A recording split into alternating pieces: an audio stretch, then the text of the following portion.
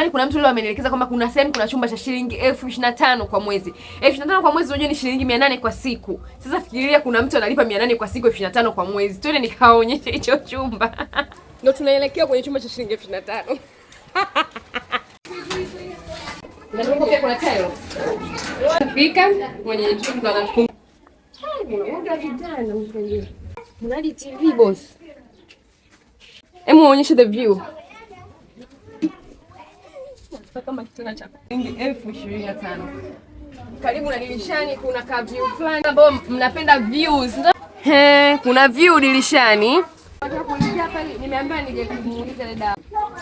Nategemea kuna 60, kuna 70. Tumetoka kuangalia hicho chumba jamani. Si mmekiona? Na lile gorofa jamani. Gorofa la shilingi 60,000 kodi kwa mwezi. Ndio nimerudi jamani. Hiyo butwa nilopigwa leo sijai kupigwa na butwa vile maishani mwangu mote. Just show kuna mtu anakaa gorofani analipa 60,000 kodi kwa mwezi.